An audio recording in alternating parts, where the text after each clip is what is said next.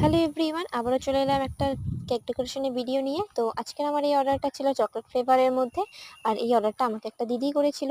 তো যাই হোক, তোমরা যারা যারা নতুন বিজনেস স্টার্ট করছো তোমাদের সবাইকে বলে রাখি যে তোমরা চেষ্টা করবে সবসময় পাইপিং ব্যাগ দিয়ে ক্রিমটা দিয়ে তারপর সেটাকে সমান করার। তাহলে কিন্তু তোমাদের ক্ষেত্রে সুবিধা হবে। কারণ কারণ নতুন নতুন যখন আমরা ক্রিমটাকে দিই তখন আমাদের সমান করতে বা চারিদিকে ফিনিশিংটা করতে অনেকটাই কষ্ট হয় বা অনেকটা সময় লেগে যায়। তো যদি তোমরা পাইপিং ব্যাগ দিয়ে ক্রিমটাকে দিয়ে নাও সমান করে, তারপরে স্প্যাচুলা দিয়ে ফিনিশিং দেওয়ার চেষ্টা করো, তাহলে কিন্তু তোমাদের ফিনিশিংটা খুবই ভালো হবে।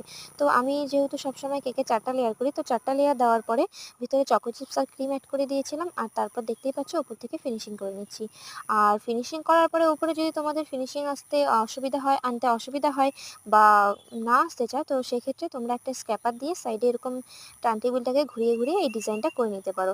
আর যেহেতু এটা চকলেট কেক ছিল, তো সেই জন্য আমি ওপর দিয়ে চকলেট গানাশ দিয়ে দিলাম, আর তারপরে উপর থেকে চকলেট ক্রিম দিয়ে ডেকোরেশনটা আমি কমপ্লিট করেছি। আর যেহেতু চকলেট কেক ছিল আর আমার কাছে আগে থেকেই কয়েকটা টপার বানানো ছিল, তো সেখান থেকে আমি দুটো টপার বসিয়ে দিয়েছি।